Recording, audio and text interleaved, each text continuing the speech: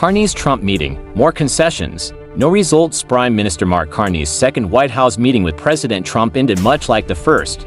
No concrete deal, no relief on tariffs, and more promises of future concessions from Canada. Although both leaders projected optimism, the reality is that Trump again walked away holding the leverage, while Carney left Washington empty-handed and facing pressure to offer even more. 1. No deal, just more promises. Despite talk of progress and momentum, no trade agreement or tariff relief was announced. Carney hinted that Canada could double its investment in the U.S. to $1 trillion over the next 5 years if we get the agreement we expect. In other words, Canada must pay more for the privilege of negotiation, a far cry from Carney's campaign promise to stand strong against Trump. 2. Trump keeps the upper hand. Trump appeared pleased, even playful, telling reporters, "We'll make some deals," but refusing to say what Canada would have to give up.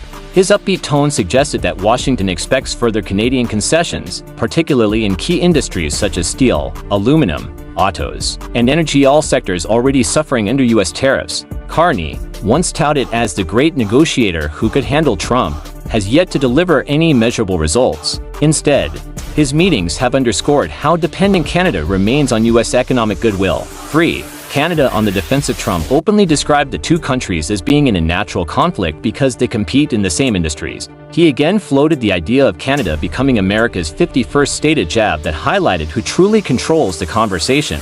Meanwhile, Carney's ministers spun the talks as substantial progress, though the reality is clear. Canada is now preparing to make more trade and investment concessions just to get tariff relief. 4. Security in the Golden Dome price tag. Carney also failed to secure relief on Trump's 35% security tariff, originally tied to fentanyl trafficking. Trump praised Canada's recent efforts but made no promise to lift the penalty. On defense, Trump raised the cost of Canada joining his Golden Dome air defense program from $61 billion to $71 billion, a price Carney appears willing to consider despite no signed agreement. 5. The pattern of failure for the second time in 5 months. Carney left Washington with photo ops but no deal. His much-touted ability to navigate Trump has instead produced escalating U.S. demands, higher costs, and uncertain trade outcomes. With the upcoming USMCA review looming, Canada now risks entering negotiations from a weakened position, forced to concede more while gaining less. Bottom line, Mark Carney's reputation as the master negotiator has not survived contact with reality.